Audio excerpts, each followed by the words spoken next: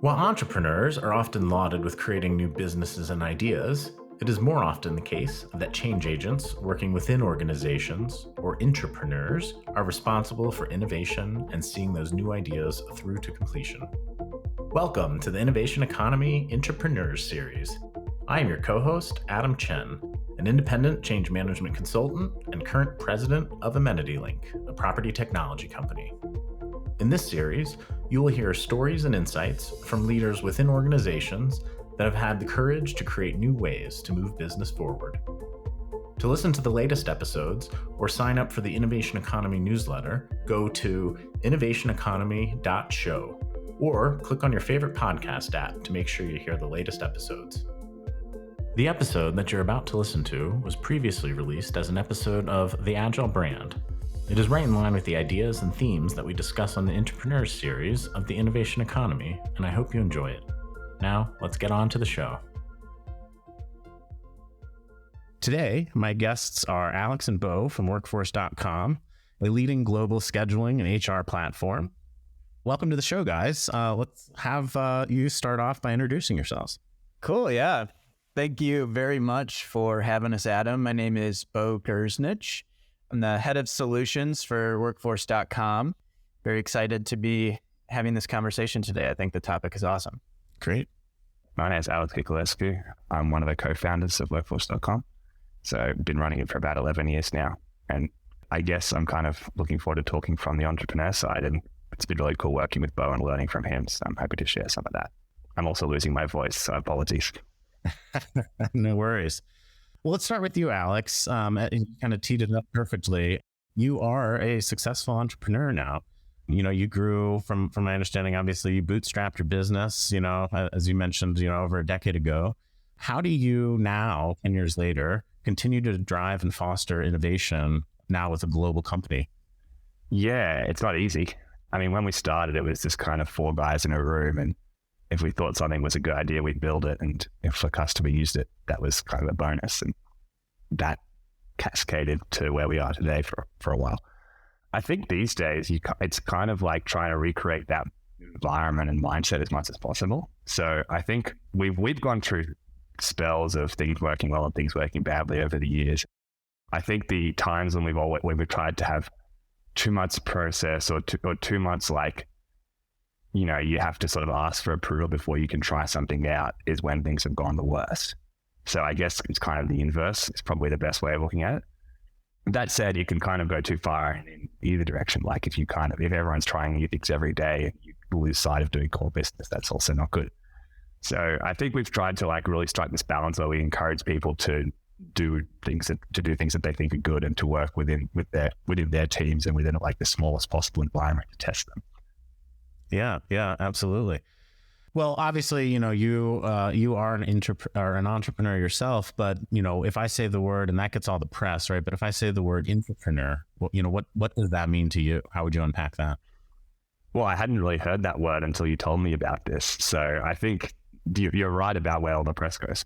Having thought about it, I think you're 100% right in the definition that, once a company has been running for as long as ours has, and we're not that older company by any means, it's silly to expect the founder, whatever, to be having all the ideas. Like between the four of us, there's still plenty of ideas, some better than others going around, but we're in terms of headcount, we're a real minority of the organization. So I think it's really good to sort of identify the fact that there are lots of other people who can also do things differently as well. When I think of what entrepreneurship means, I think there's millions of definitions out there and there's movies about it. But to me, it's understanding a situation really well and then applying a novel lens to it, I guess. And so I think that definition works well for entrepreneurship because I think, for example, Beau understands his job infinitely better than I do. I used to do it 10 years ago. I haven't touched it for a long time. But he understands his context of what he's trying to achieve and how to do it and the tools he has available and so forth, much, much, much better than I ever will or ever have the appetite to be honest. But so then he's in much better positions to think about different ways to do it or think about better ways to do it. And I think that's kind of the crux of it. Yeah. No, absolutely. Beau, I might ask you the same question. Have you heard the word entrepreneur before? And I guess now that we're talking about it, what does that mean to you? Yeah, it's also a new word for me, but I did like it, and I think that promoting it as an actual concept is I think going to be good for organizations. Entrepreneurship to me, compared to intrapreneurship, is the difference between innovation with risk and innovation with trust. So entrepreneurship, what the four guys who started workforce.com did was they had innovation, and they took that innovation and they risked on it. And Alex has been posting some articles recently on LinkedIn, which kind of help understand what goes into that risk, whether that's financial or personal or career risk. It takes a lot to, I think, start a company. And I think that's what people don't necessarily understand with the difference between entrepreneurship and intrapreneurship. When you start something and you are capable of hiring someone or bringing someone in, then what you're trying to foster is more of innovation through trust. And so I think as through this whole concept of intrapreneurship and like finding success with an organization, ultimately your employment can't be transactional. It's not like people are just hired to do things or, perform task A, B, and C for 40 hours a week. And then that's how you're going to find success as an organization.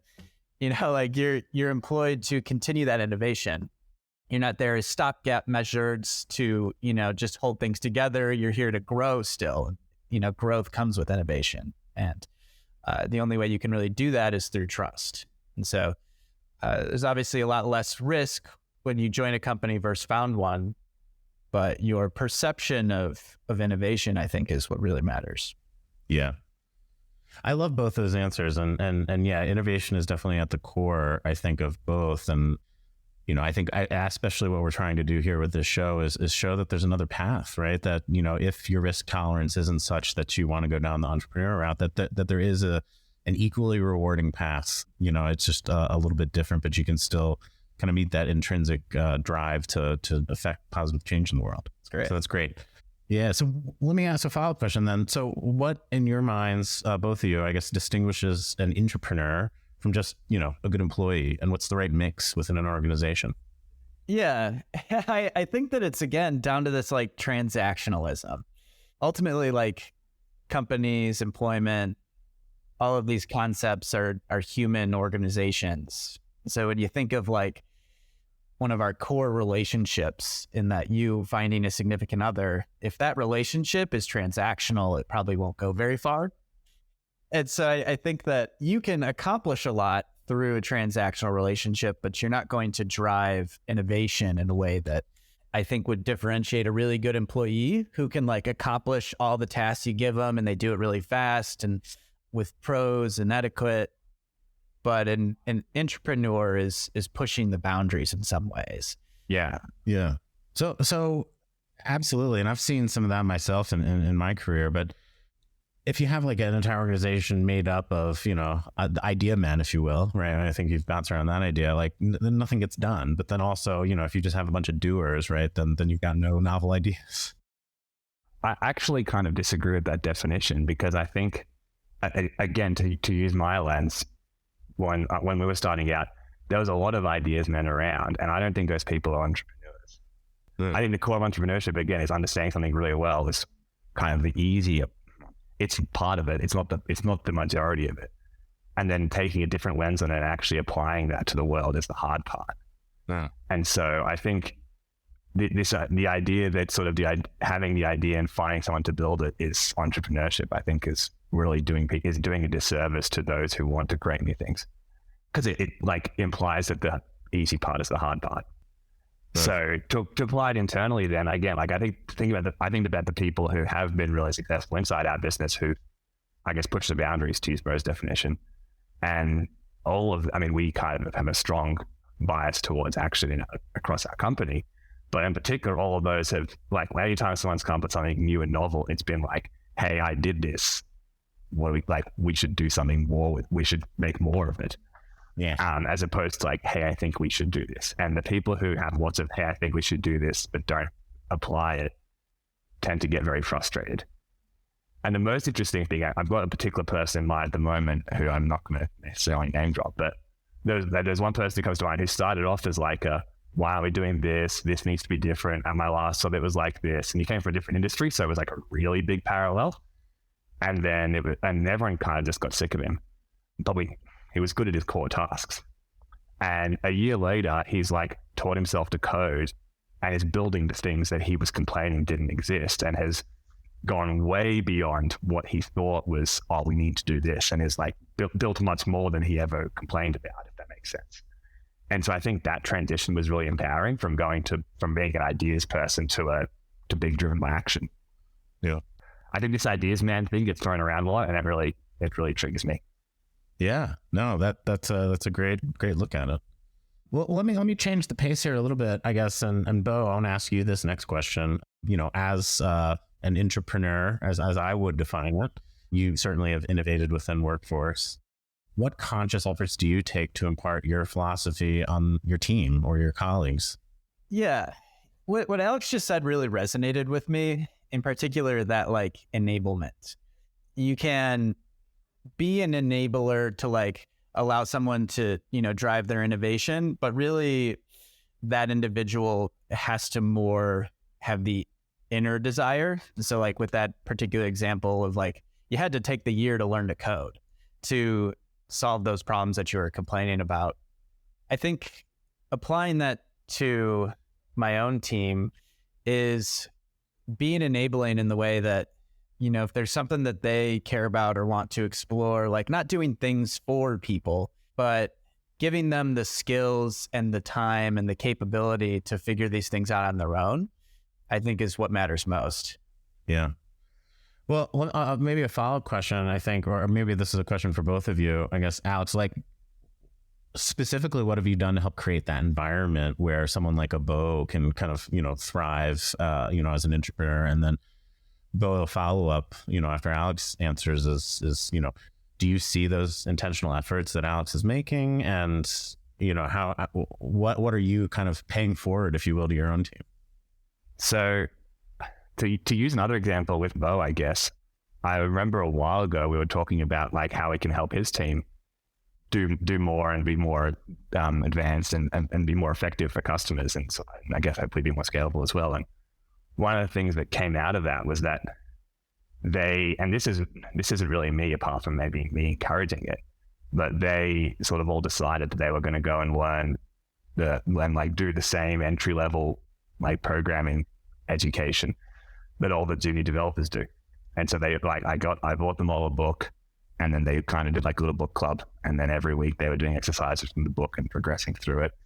And you see this, like everyone says that they're going to learn to code over the weekend. But a few months later, these guys are where they used to be like blogging a ticket or requesting someone to help them with something. They're now just going and making their own changes to the product to improve it. It's based on issues that they're finding or the issues that customers are finding. The sphere that I'm involved in is obviously very like specific on the technology side. There's probably lots of other examples. I don't want everyone just to take away from this that unless you learn to code, you're not an entrepreneur. It's just the examples that I see. But I think they've been able to be much more an effective force by virtue of like teaching themselves these more advanced technical skills that weren't really in the job description. I want to make sure you know about the other podcast from the Agile brand, the award-winning show about marketing strategy, technology, and the customer experience, and building the brand of the future. It's called The Agile Brand with Ghiculescu, and in it we talk with leaders at some of the world's top brands, the MarTech platforms that are leading the way, and other thought leaders in marketing, CX, and digital transformation. Now in its 5th year with over 400 episodes and 1 million downloads, make sure you check it out with new episodes Mondays, Wednesdays, and Fridays. To listen to the Agile Brand with Ghiculescu podcast, you can find it wherever you listen to podcasts, or you can go to theagilebrand.show. That's theagilebrand.show. Now let's get back to the show. Beyond buying them a book, does workforce.com, have a training budget? Do you create, specific hours during the day? Like, are there any specific tactics you've used or things that you've funded to help, drive that book club? Yeah, I wouldn't call it like funding. I would call it like, I don't know, runway maybe. I'm very much personally, and I think a lot of people could resonate with this, a learn by doing kind of person. And so coding courses and coding books and all that, it's good for like foundational knowledge. But I think what really made the difference for myself and for the team as we were learning that is we were given access to start doing those changes that Alex is talking about. And I think that that's unique, and we were trusted to learn through doing. It didn't have to be, designated 2 hours a day you can spend working on this bug ticket or something. Like, it's just like, here's the tools, here's the resources for you to accomplish your objective. And you can go any direction you want with it. Yeah. That's whether that's filling out a bug ticket or investigating it yourself to find the answer. And I think that autonomy is really where that growth was cultivated. I was thinking about your question about, I guess, budgeting for this, because I guess this is a topic people probably care about a lot. Like, you've got to know how much you're spending on stuff. The book was $100, say. It was not much. We shared it across a few people. We put a time in the calendar each week that we would all catch up and chat about like the progress that the guys had done that week. I attended 3 of those, and then my wife had a kid, so I stopped turning up. But before I did that, I did tap someone else on the shoulder and say, "Hey, can you go and do this in my place?" I've got no idea if he turned up or not, but I hope he did. Okay, that's good. And then once they were sort of a bit more confident and able to, as Beau said, like apply the stuff they were learning, there was probably I imagine there was a fair bit of code review from people who were a bit more experienced, like, reviewing their change. Like, they weren't just shipping stuff without any review or testing or checking at all. And then there was like setting up their developer resource and things like that. But all those things, I think the most expensive thing would be the code review time. I don't think it's that. I can't imagine it was a huge amount of time spent, really. Like, sure. I think we're talking single numbers of hours total over the course of months, because most of the teching would be pretty automated or pretty easy to do. So you can do this stuff. I guess the point is you can do this stuff really cheap if you want to. Yeah. And if your bias is towards like learning by doing as opposed to learning by courses. Sure. What I'm hearing through all of this is that from an environmental standpoint, it's really culture. You've created such a unique culture maybe at Workforce that allows for that long-term thinking. I think the too many organizations I've been a part of, get bogged down in bureaucracy and, roles and responsibilities. And what I'm hearing from you guys is that there's really this, dare I say, entrepreneurial spirit within the organization, and you really encourage and try to cultivate that. Does that resonate? Well, I think there's probably 10 people at least who are involved in helping make this happen in one way or another, and they all just chipped in maybe just like 15 minutes of time that really made a difference. But they know who they are, and it adds up. Yeah. And I think anyone can take 15 minutes out of their core task to help someone else if it's going to be that big an accelerant. But I guess maybe it is. I think you're right. There's probably a cultural element there that I'm not seeing because I've got my blinkers on as to what makes it so hard to do. Yeah. Well, Beau, you've done a few different things in your career. Like, maybe you can opine a little bit on the culture at Workforce. Like, what to you stands out about this particular organization?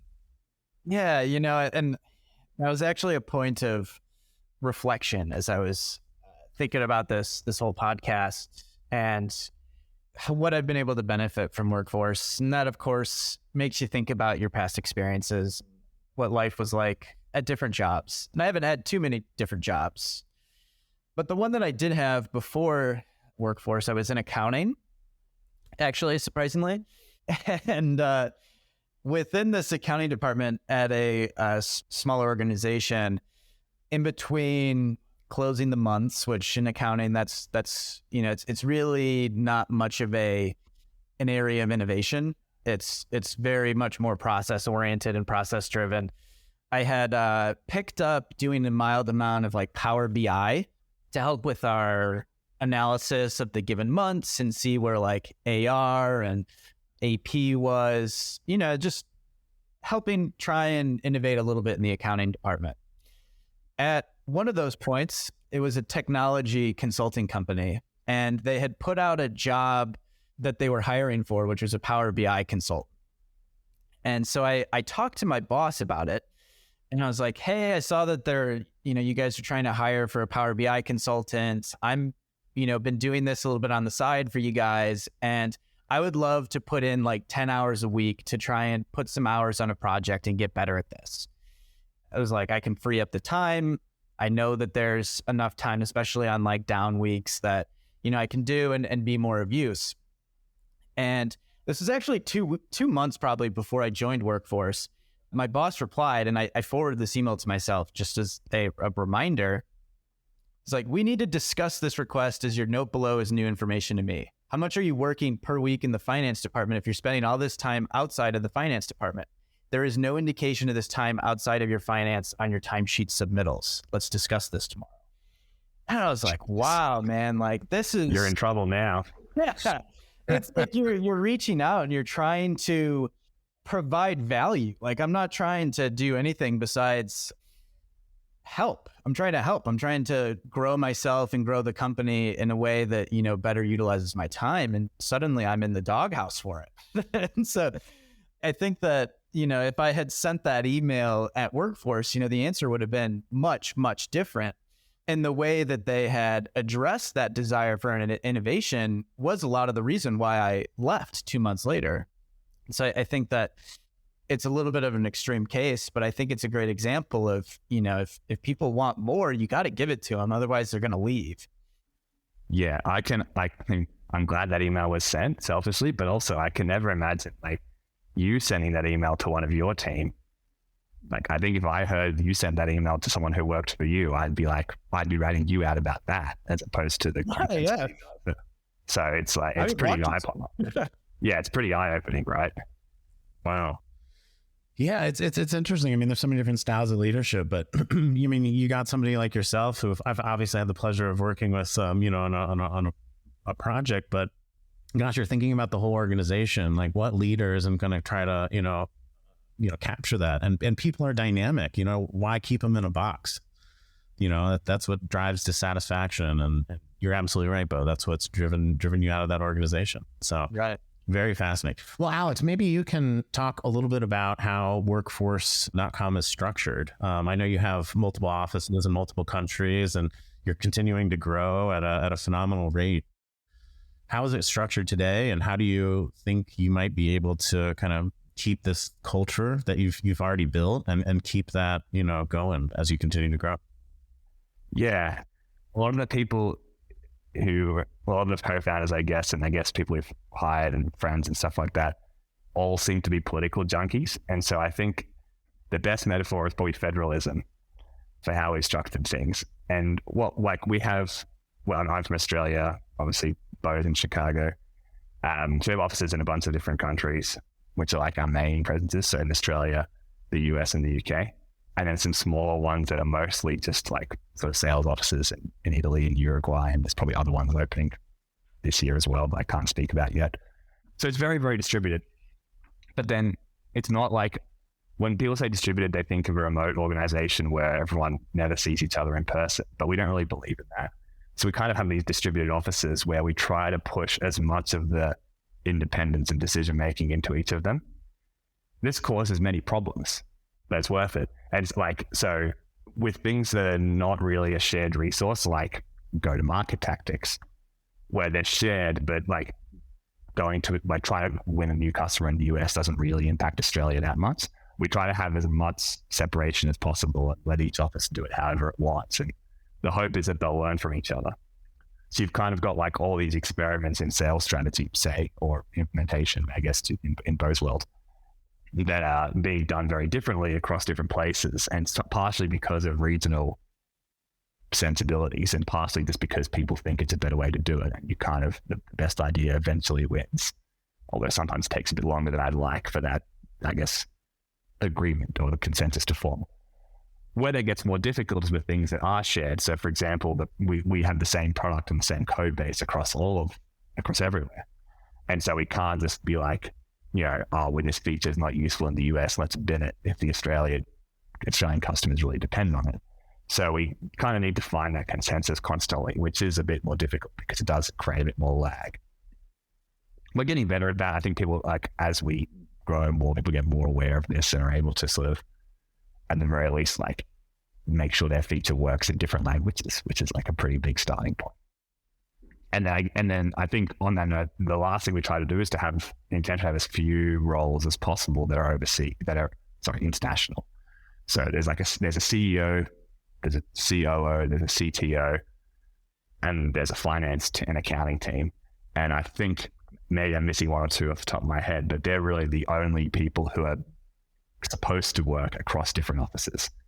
Everyone else is really encouraged very strongly to just think about the market that they're in, and broadly speaking, or at least the time zone that they're in.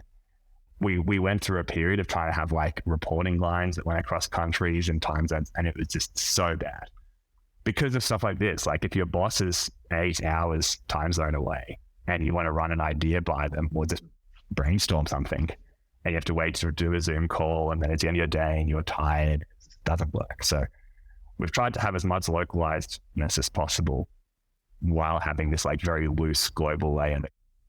No, absolutely. I think you hit on it before, though. I mean, there's certainly trade-offs. That at the start of the top of that question, I think you were saying you've intentionally done this, but there are definitely some trade-offs there. But the benefits are worth it. And I think that where organizations, if you're listening, you've got to really look internally and see what you're trying to drive and what's going to be the most effective way to get to the outcome, and not just think about the paradigms that you're familiar with. Yeah. An example is when you go to business school, they'll tell you one of the benefits of larger companies is they can avoid duplicate resource. And the counterexample is a project I think Beau can probably talk more about is we used to have a piece of software that does the help site for our product. And we had one that worked globally, but then we have different brands and each feature is called a different thing in different countries. And so now we have bought 2 copies of the same product, specifically so we can have totally distinct sets of information based on different regions. And an MBA would probably be losing their mind at this right now, but it's obviously, I think it makes the customer experience much better. Yeah, sure. It sounds like it was a very fun project from what I've heard, though. Yeah, it was a good one. Again, we're at HR software. So we're really ingrained into the local communities. It's not like we're working for Twitter or something generally your experience, it can be the same from the US to Australia. The content itself or the process is still relatively the same in HR. The way that Latin America treats their workforce is much different than the way that the US treats their workforce or refers to things. And while it may end up, it actually won't cost us any money to have 2 of them. But even if it did, the confusion cost of extra onboarding assistance, because people can't read the help articles that you have, because instead of how to build schedules, it says how to build rosters, which, in the US, it makes absolutely no sense. I don't know what a roster is, but to an Australian, they don't know what a schedule is. It's referring to the exact same thing, but just terminology. Confusion on an onboarding process can really be a deterrent factor for how quickly you can understand things. Yeah. Insight. My guess is what's going to happen now. We've only just done this really recently. My guess is in a year's time, the 2 different copies of the product, which is awesome, we're not paying any extra, are going to be run totally differently. They're going to have different styles of help article. One's going to be really factual. One's going to be really narrative based. There's going to be huge difference. There's going to be huge divergence between them. And eventually it's going to become, I think, really obvious which styles work best. And there's going to be bits that you can mix and match from them. And so we're now basically for free getting 2 approaches to the same problem. We can figure out which one's actually good and eventually normalize on that, hopefully. Well, that's your technology background speaking, I think, right? You're running all these experiments, like you said before.